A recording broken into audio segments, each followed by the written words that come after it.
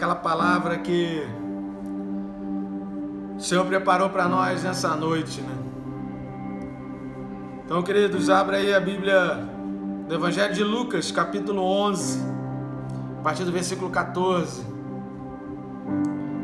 Lucas, capítulo 11, a partir do verso 14. Como nós estamos analisando os milagres de Jesus, o milagre de hoje é do demônio mudo. Amém? Quando você abre aí sua Bíblia, Lucas capítulo 11, versículo 14. Eu vou endireitando aqui.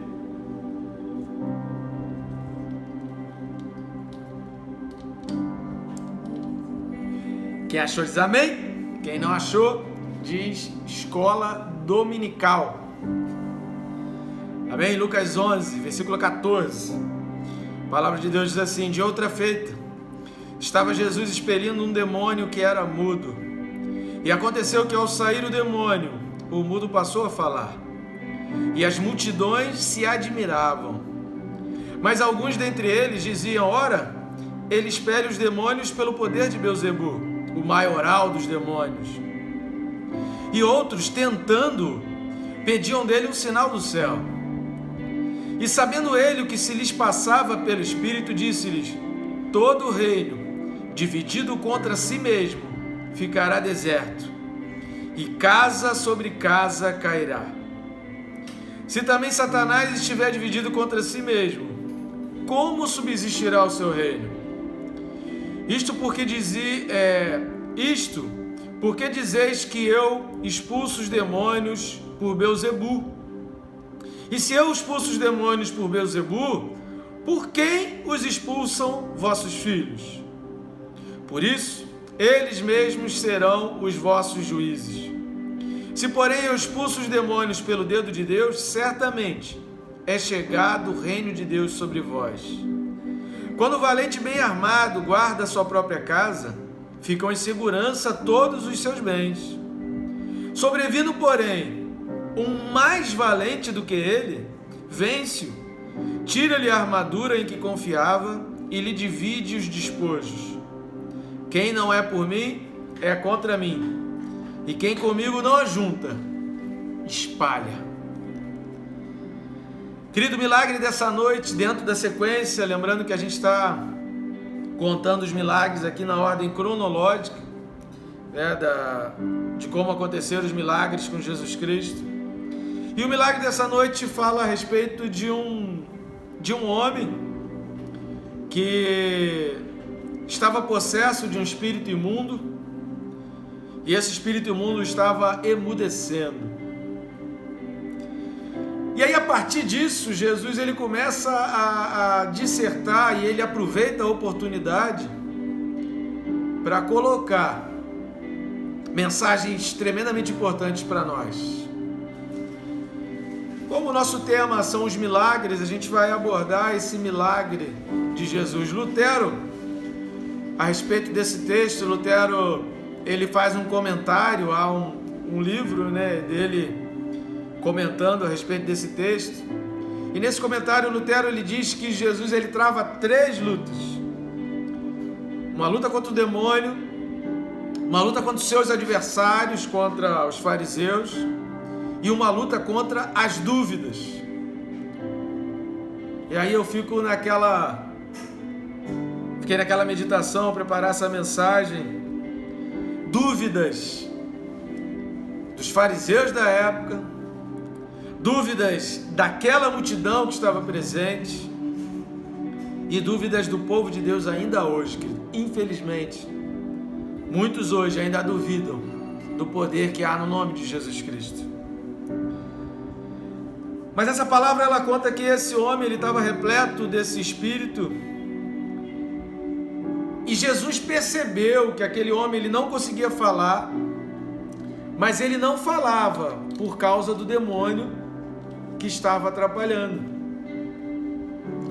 Ele não estava mudo por um problema físico, ele não estava mudo por alguma enfermidade, ele não estava mudo porque ele nasceu assim, mas demônios estavam atrapalhando aquele homem de se comunicar. E analisando esse milagre, querido, a gente percebe, há um tempo atrás a gente colocou aí no Instagram da igreja, que muita gente confunde, querido, pecado com demônio, são coisas bem diferentes. Pecados são pecados, demônios são demônios. Pecados precisam de arrependimento, demônios precisa de expulsão, demônio precisa de uma palavra de poder para que ele seja retirado. Mas o pecado precisa de arrependimento. E às vezes a gente confunde, porque é mais fácil a gente atribuir a culpa a algo que está do lado de fora, do que reconhecer que algumas coisas dentro de nós precisam ser mudadas. E esse homem, ele foi possesso aqui de um espírito imundo e de um espírito mudo. O demônio, o diabo, ele vai agir na mente das pessoas. E aí aqui eu quero lembrar de uma coisa que a gente já falou na igreja há um tempo atrás. A gente passou um período meditando em cima de Efésios 6, da armadura de Deus. E Paulo, ele vai dizer a respeito dessa armadura, qual é o símbolo, qual é o ornamento, qual é o acessório dessa armadura que representa a salvação. Quem sabe? Alguém sabe? Se você sabe, pode responder na sua casa. O capacete, querido. Paulo, ele vai dizer que o item da armadura, o acessório ornamental dessa armadura, que representa a salvação, tem a fé, tem a justiça, tem o evangelho, mas o que vai representar a salvação, querido, é o capacete. E aí aqui, querido, a gente vê na vida desse homem que demônios tentam nos emudecer, demônios tentam nos calar, demônios, eles tentam aprisionar a nossa mente, porque a Bíblia fala que a fé, ela vem pelo ouvir, amém? Então a fé, ela cresce quanto mais eu ouço a palavra de Deus, e ela diminui quanto menos eu ouço a palavra de Deus. Amém? Até aí? Então, tranquilo. A fé, ela vem pelo ouvir. Quanto mais eu ouço, mais fé eu tenho. Quanto menos eu ouço, menos fé eu tenho. Só que Paulo, ele fala uma outra coisa, que ele diz o seguinte: se com a tua boca confessares e em teu coração creres que Jesus Cristo é o Senhor, será salvo. Quando Paulo fala crer no coração, querido, não é exatamente esse órgão aqui do peito, mas é a gente definir na nossa mente, com clareza, o caminho que a gente quer seguir. A gente precisa tomar uma postura. O diabo, ele tenta nos impedir. O diabo, ele vai sobrecarregar a mente para que a gente não consiga raciocinar, para que a gente não consiga fechar um pensamento, para que a gente não consiga assumir uma direção de reconhecer Jesus Cristo é o Senhor e Ele é o único. Eu não preciso de mais ninguém, eu não preciso de mais nada. Esse nome, ele tem todo o poder, por isso ele é todo poderoso, por isso ele, sabe, ele é pleno, por isso ele é perfeito, por isso seu sacrifício, ele é completo. E por isso ele não admite, lá em Êxodo capítulo 20, o primeiro versículo dos 10 mandamentos, fala a respeito de a gente não ter outros deuses, da gente se curvar somente a Ele, só a Ele. E os demônios, eles vão agir na mente da pessoa, do ser humano, para travar. E os demônios, eles querem calar a voz, querido. Mas a gente não pode permitir que a nossa voz, ela seja emudecida. Então nessa noite, querido, em nome de Jesus, o Senhor vai estar visitando a tua casa, vai estar visitando a tua vida, vai estar visitando o teu lar nesse momento, e demônio nenhum vai impedir, querido, que a palavra de Deus flua do teu coração, que a palavra de Deus saia da tua boca, que você consiga tomar uma decisão. Demônio nenhum vai conseguir segurar você, para você declarar em alto e em bom som: Jesus Cristo é o Senhor. Jesus Cristo é o Senhor. Antes dessa live, querido, eu estava almoçando e jantando de sábado, seja lá o que for, mas entregando o meu jejum de 24 horas, que como a gente aprende lá em Levítico 23, e também lá no livro de Gênesis, que o dia ele começa na viração do dia, né? O dia, quando se fala em um dia bíblico, a gente está falando entre o pôr do sol de um dia e o pôr do sol do outro. Agora está vindo a época da Páscoa, essa semana a gente vai comemorar a Páscoa, e se comemora, né? O dia ele começa no pôr do sol de um dia e vai até o pôr do sol do outro. Eu considero, né, como um horário padrão e universal, às 6 horas da tarde ou 18 horas, como horário inicial de um dia para o outro. Então eu comecei ontem às 6 horas da tarde de sábado e terminei hoje às 6 horas esse jejum. E durante esse período de 24 horas, eu estipulei 6 horários para que estivesse orando a Deus e clamando ao Senhor de joelhos. E dentro desse meu clamor, um pedido dele, uma declaração que eu fazia, pela fé eu dizia: Senhor, nessas 24 horas, homens de Deus e mulheres de Deus espalhados pela face da terra estão clamando a Ti e pedindo ao Senhor uma intervenção sobre a nossa nação. E eu declaro: Tu és o Senhor dessa nação. E eu declaro que o Brasil pertence a Jesus. Eu orei isso todas as vezes, que nesse período desse jejum que a gente fez, desse dia 5 de abril de 2020. A gente precisa declarar isso. E demônio nenhum, querido, ele vai impedir a tua vida. Demônio nenhum, ele pode impedir a tua vida.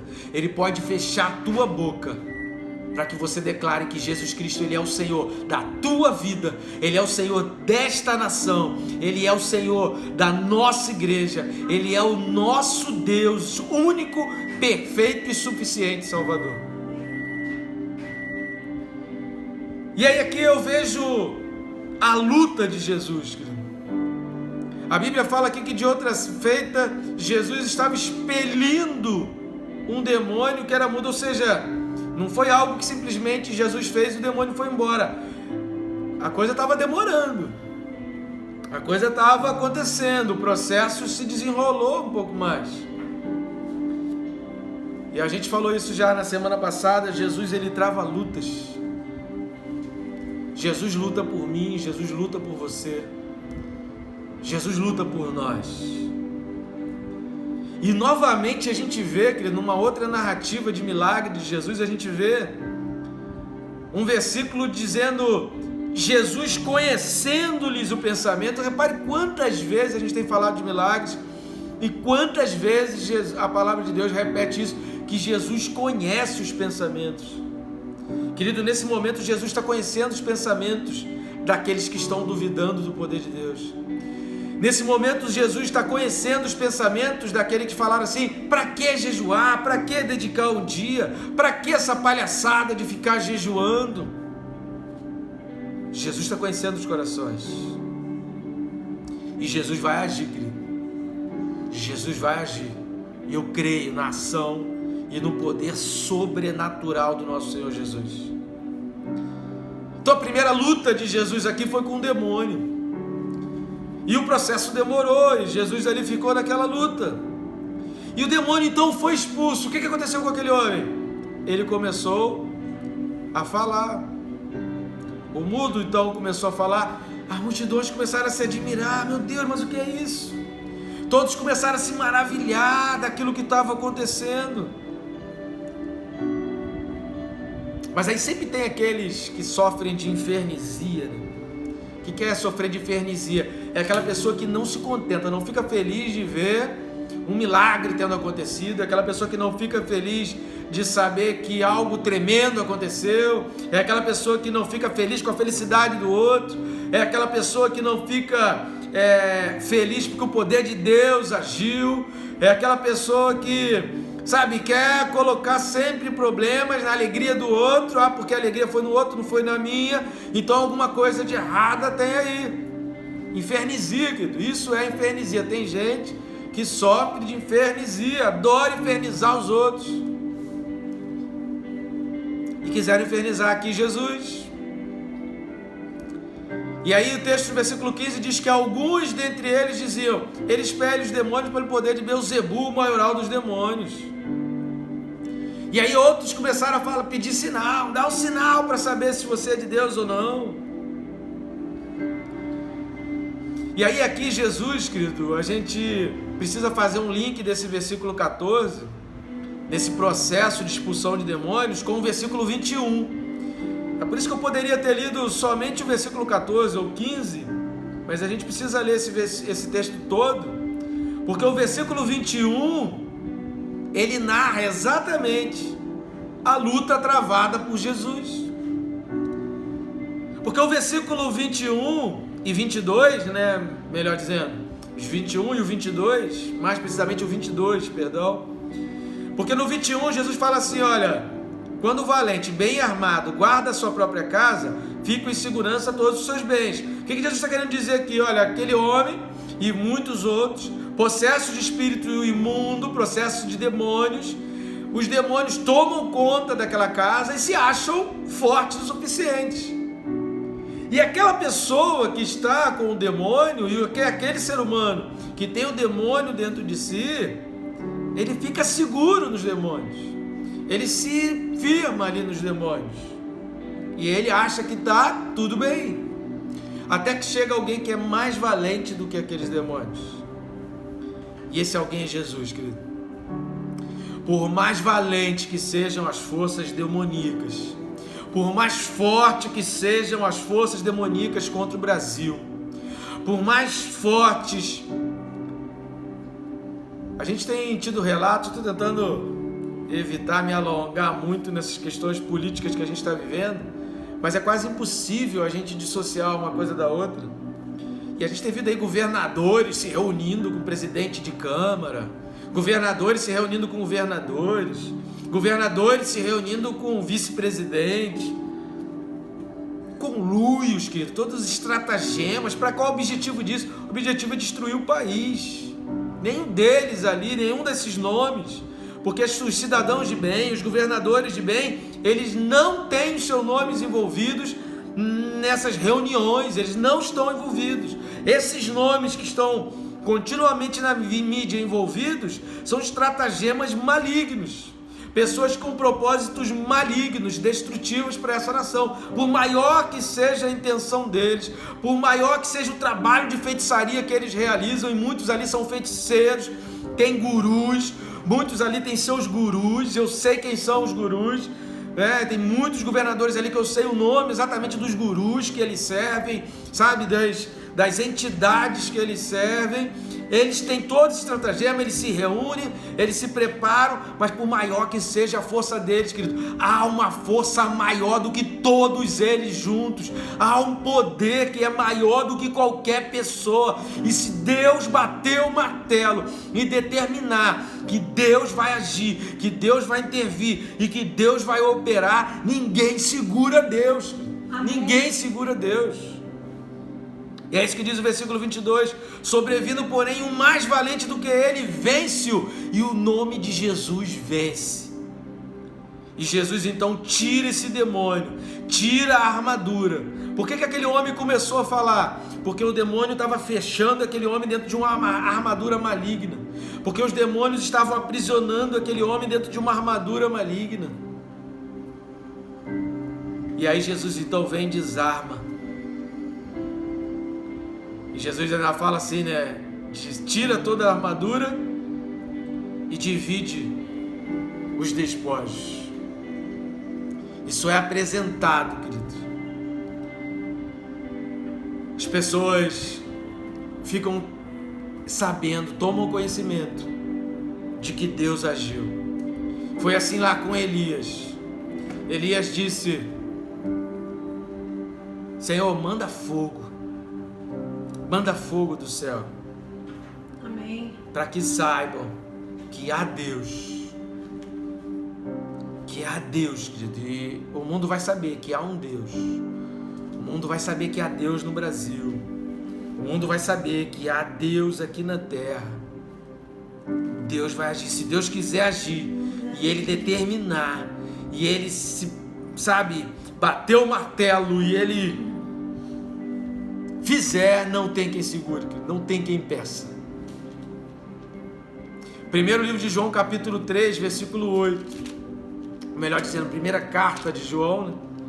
Primeira carta de João, capítulo 3, versículo 8. Lá no finalzinho, né, perto de Apocalipse. 1 João 3, versículo 8. A palavra de Deus vai dizer que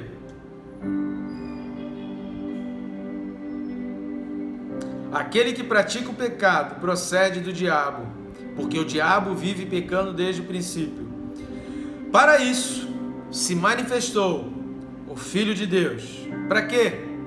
Para destruir as obras do diabo.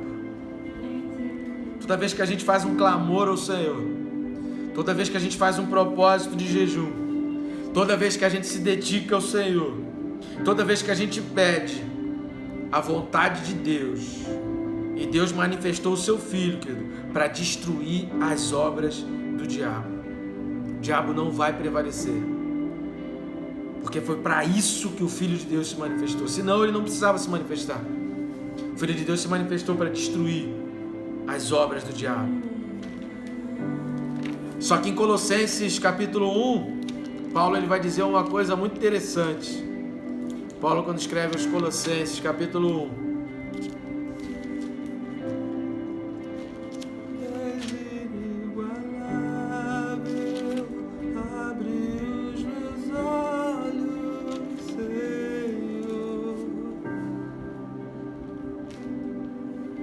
Colossenses 1, versículo 13, a partir do 13, né?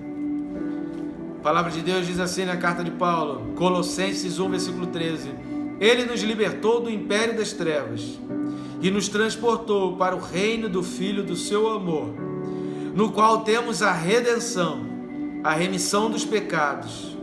Este é a imagem do Deus invisível, o primogênito de toda a criação, pois nele foram criadas todas as coisas, nos céus e sobre a terra, as visíveis e as invisíveis, sejam tronos, sejam soberanias, quer principados, quer potestades. Tudo foi criado por meio dele e para ele. Ele é antes de todas as coisas. Nele, tudo subsiste. Ele é a cabeça do corpo, da igreja. Ele é o princípio, o primogênito de entre os mortos, para em todas as coisas ter a primazia. Deus quer ter a primazia, querido, na tua vida. Deus quer ter o primeiro lugar na sua vida. Deus quer ocupar o primeiro lugar. E aí aqui eu entro abordando essas duas últimas lutas que Lutero descreve aqui, comentando a respeito desse texto, que são os nossos adversários e as nossas dúvidas.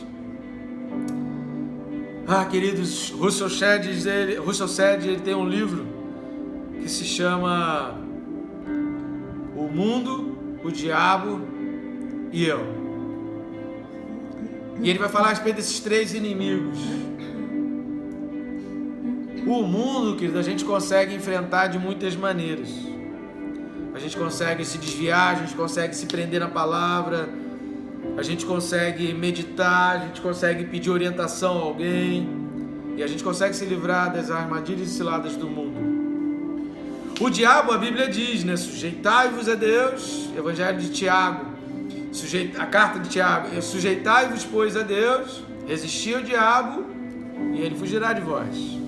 Se a gente se sujeita a Deus, como diz lá 2 Crônicas, capítulo 7, versículos 14 em diante, se a gente se humilhar, se a gente se prostrar na presença do Senhor, se a gente reconhecer que é pecador, que precisa de Deus, se a gente buscar a face do Senhor, a gente pode resistir ao diabo, o diabo vai fugir de nós. Agora, e nós mesmos? Talvez a grande luta de Jesus nesse momento agora, eu digo nesse minuto agora, e eu digo nesse tempo de quarentena agora, tanto faz. seja com relação às nossas dúvidas. Porque muita gente quando está acuado, muita gente quando está num momento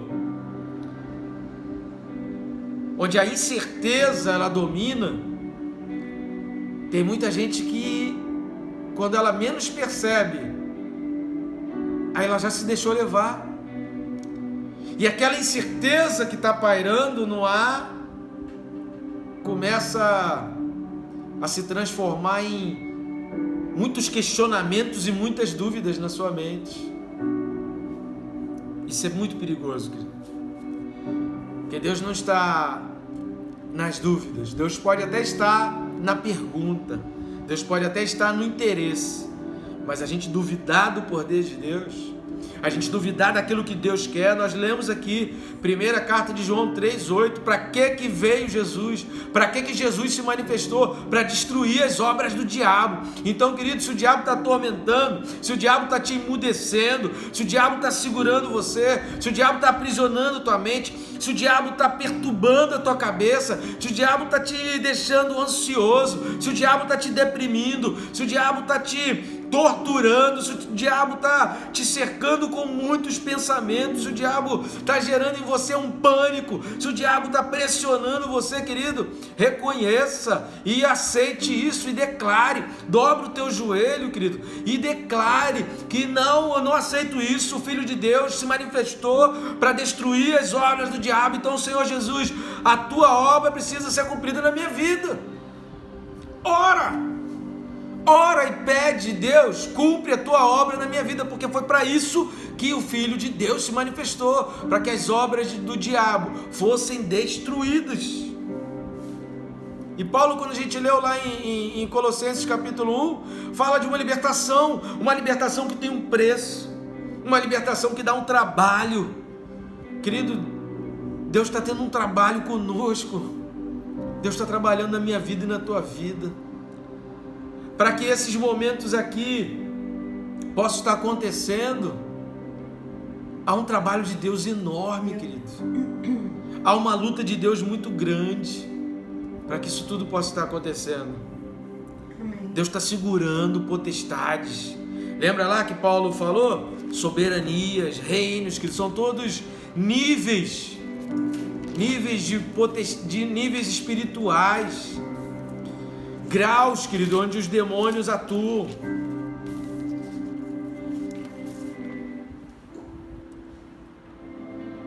Colossenses capítulo 1, versículo 16. Pois nele foram criadas todas as coisas, nos céus e sobre a terra, as visíveis e as invisíveis.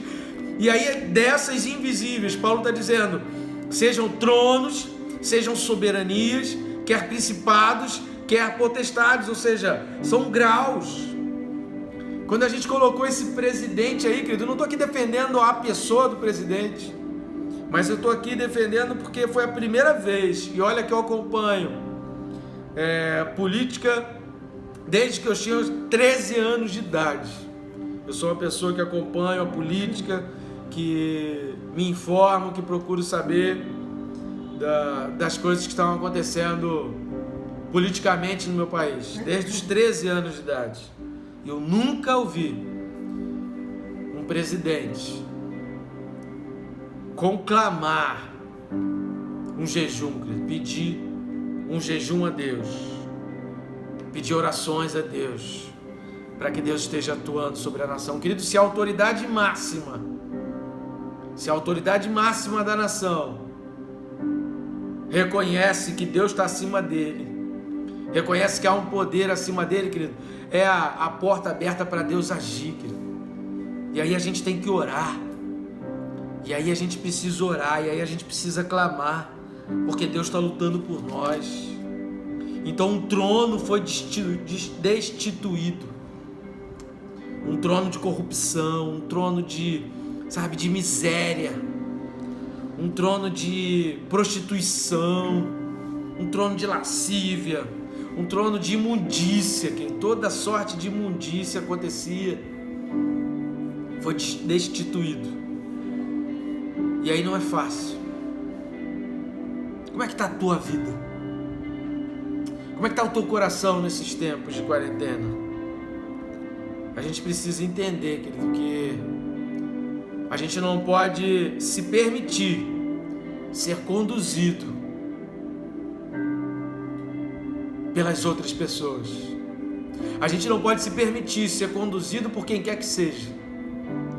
A gente tem que dobrar o nosso joelho a Deus e pedir: Deus, direciona a minha vida. Deus, guia a minha vida. Deus, a tua palavra diz, eu li. A partir de hoje você já pode dizer isso. Se você nunca tinha lido, você leu hoje. 1 João 3,8. Você pode dizer para Deus: Deus, olha, eu estou acreditando na tua palavra. A tua palavra diz que o Filho de Deus se manifestou para destruir as obras do diabo. Então, Deus, destrói as obras do diabo sobre a minha vida, sobre a minha família, sobre o meu bairro, sobre a minha cidade, sobre o meu estado, sobre o meu país, sobre o meu continente. E tira toda dúvida da minha mente. E Jesus aqui encerra o versículo 23, dentro daquilo que a gente começou falando aqui. Qual é o símbolo de Efésios 6, da armadura que Paulo relata para a salvação? O capacete, proteção da nossa mente. E o versículo 23, o que é que Jesus fala? Quem não é por mim, é contra mim.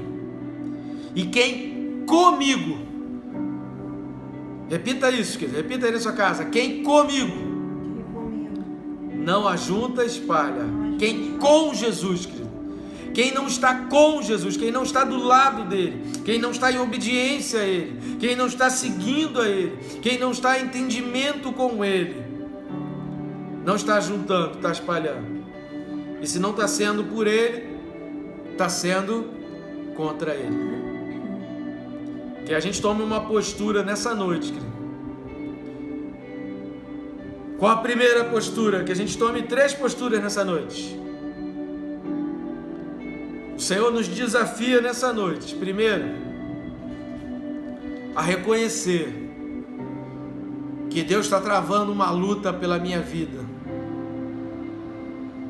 que Deus está travando uma luta pela minha igreja, que Deus está travando uma luta pela minha família, pelo meu estado, pela minha nação. Eu reconheço que há uma luta sendo travada. Jesus é o Rei dos Reis, é o Senhor dos Senhores. E tem uma outra expressão que a gente costuma usar muito em muitas situações, mas que talvez muita gente esteja se esquecendo hoje. Ele é, sabe quem?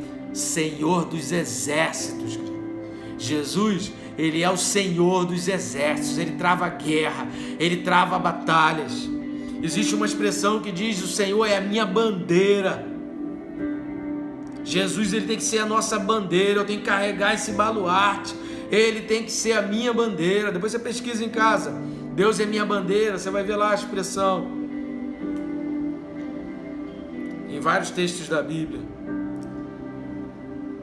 A segunda coisa, querido, primeiro é a gratidão, reconhecendo que Jesus está travando uma luta.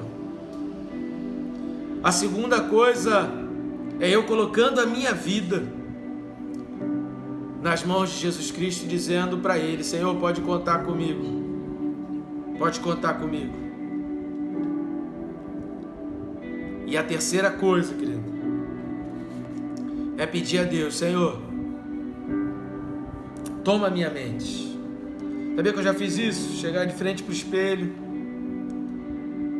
colocar a mão na cabeça e dizer: eu oro agora, Deus, toma minha mente, toma cativa a minha mente, segura minha mente, segura meus pensamentos, e não permita, ó Deus, que nada além daquilo que o Senhor quiser fique na minha mente, Pai, em nome de Jesus.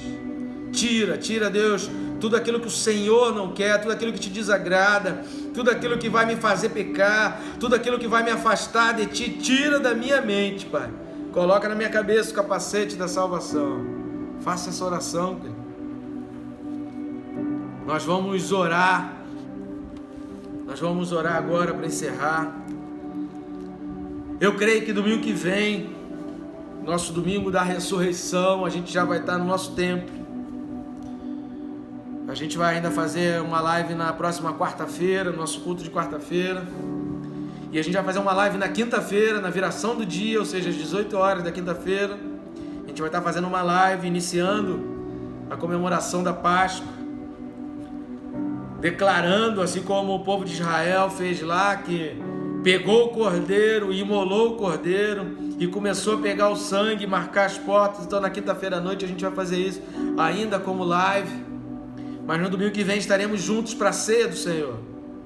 Algumas pessoas podem perguntar assim, né? Porque viram em de outras igrejas, ceia do Senhor online. Querido, não tem o menor sentido fazer uma ceia online, porque os simbolismos da ceia do Senhor quais são? O simbolismo da ceia do Senhor são a ressurreição, né? A nossa libertação, o perdão dos nossos pecados que foram cravados por Jesus Cristo ali na cruz. Jesus fala, fazer isso em memória de mim, ou seja, lembrando do sacrifício dele, lembrando que ele morreu por nós, lembrando que ele é o cordeiro que tira o pecado do mundo. E quando a gente parte o pão, e que Jesus fez isso distribuindo com todos os discípulos, é que o corpo de Cristo esteja sendo espalhado, que haja comunhão. Então, a Santa Ceia do Senhor, ela tem mais sentido quando há comunhão. Quando há comunhão. Então, domingo que vem a gente estará em nome de Jesus. Seria hoje a nossa Santa Ceia, mas vai ficar para o próximo domingo. E a gente vai fazer a Santa Ceia no domingo da ressurreição. A gente vai fazer a Santa Ceia e vai ser um domingo de Páscoa e de ceia ao Senhor. Óbvio, tomando todos os cuidados necessários, porém, juntos no templo, juntos no templo domingo que vem. Eu creio, em nome de Jesus. Se crê, então comece a orar a partir de hoje até o próximo domingo, para que nada impeça a gente estar junto de novo no templo domingo que vem. Eu creio. A época desse aprisionamento já passou, e domingo que vem a gente vai estar adorando ao Senhor todos juntos. Efésios capítulo 5, a partir do versículo 15 diz: portanto, preste atenção na sua maneira de viver. Não vivam como os ignorantes, mas como os sábios. Efésios 5:15. Os dias em que vivemos são maus, por isso aproveitem bem todas as oportunidades que vocês têm. Não hajam como pessoas sem juízo, mas procurem entender o que o Senhor quer que vocês façam. Amém? Colaboração da minha digníssima esposa na mensagem. Mas é exatamente isso, querido. Em nome de Jesus, que a gente declare: o Senhor Jesus Cristo é Senhor da minha vida. Tira toda dúvida da minha mente, Deus. E eu reconheço, né? Aliás, a primeira coisa da nossa oração tem que ser essa: reconhecendo a luta que Jesus está travando por nós e agradecendo a Ele. Então vamos fazer isso, querido? Nós vamos orar e logo depois eu vou estar impetrando a bênção e a gente vai estar encerrando o nosso culto dessa noite. Então vamos fazer a oração. Eu não vou me alongar na oração aqui por causa do tempo do vídeo do YouTube, mas continue fazendo a sua oração. Eu vou dar umas pinceladas e você então desenvolva a tua oração. Não acabe o culto quando acabar essa live. Continue a sua oração na sua casa, por favor, em nome de Jesus. Leia Efésios 5 a partir do versículo 15 e não seja como os ignorantes. Siga o caminho dos sábios, siga o caminho da palavra de Deus. Feche os teus olhos então, querido.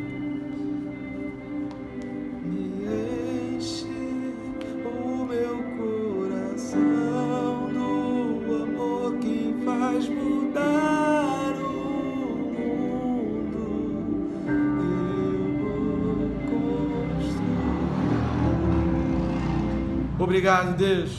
Obrigado, Senhor, pela tua luta.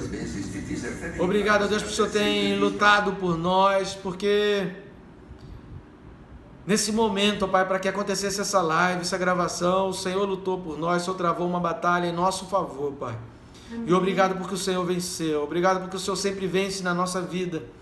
Obrigado a Deus porque foi para isso que o Senhor se manifestou, para destruir as obras malignas, destruir as obras do diabo. Então, ó Deus, destrói as obras do diabo na minha vida, destrói as obras do diabo na minha família, destrói as obras do diabo na vida de todos aqueles que estão ao alcance da minha voz. Destrói as obras do diabo, Deus, sobre essa nação, sobre a minha cidade, sobre o meu estado. Destrói, ó Deus, aniquila. Ó Deus, vai desfazendo, ó Deus, todo estratagema. Mostra a verdade, desmascara. Ó Deus, não há mentira que prevaleça diante da tua face. Reconhecemos o Senhor como Todo-Poderoso. Assuma o controle, ó Deus. Assuma o controle, Deus. Declaramos, ó Deus, o Senhor Jesus Cristo como Senhor da nossa vida, como Senhor dessa nação, como Senhor dessa igreja. Então, Deus, nos limpa, nos livra, ó Deus, de toda força demoníaca, de todo poder satânico. Nos faz livres, queremos ser livres, Pai. Somos um povo livre. E Deus, ocupa nossa mente, cuida de cada mente, da minha família, daqueles que estão ao alcance da minha voz. Opera poderosamente, Deus, e faz o teu agir, tira toda dúvida. Que a gente não seja como os ignorantes, que a gente não seja como aqueles que não têm Deus, e que a gente creia somente, Pai, que a gente creia no teu poder, em nome de Jesus. Tu és a minha melhor canção, Deus.